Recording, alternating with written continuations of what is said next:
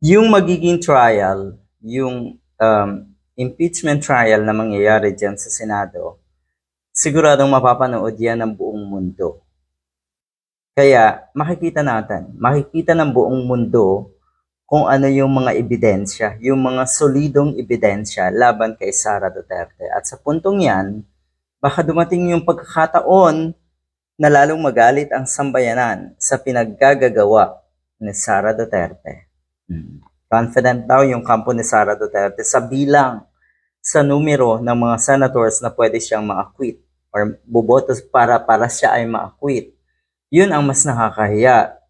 Dahil, yun na nga, mapapanood ng buong mundo at siguradong huhusga ang taong bayan doon sa posisyon, doon sa magiging hatol ng bawat senador.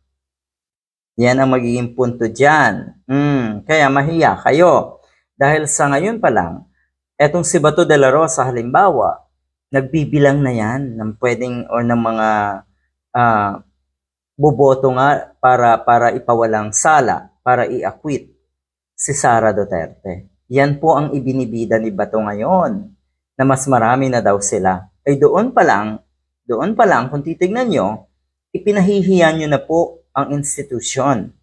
Kaya tama lang na kayong mga senators na meron ng statement, meron ng pahayag, 'di ba? Na kayo ay hindi sang-ayon sa impeachment ni Sara Duterte kahit wala pa man din yung mga inilalatag o dapat ilatag na ebidensya, dapat kayo ay mag-inhibit na. Yan din po ang panawagan ni former Senator Leila de Lima. Yung mga pro-VP Sara senators ay dapat mag-inhibit na sa impeachment.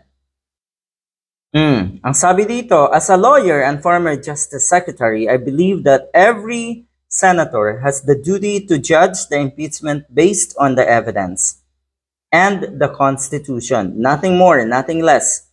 Ang hiling po natin ay hindi mag-recuse o mag-inhibit, kundi tumingin sa ebidensya.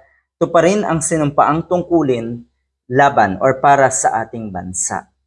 Yan naman yun eh. Pero ano ba naman kasing alam ng mga katulad ni Bato de la Rosa, Bongo, sa sinasabing tungkulin sa mga kababayan natin at sa bansa?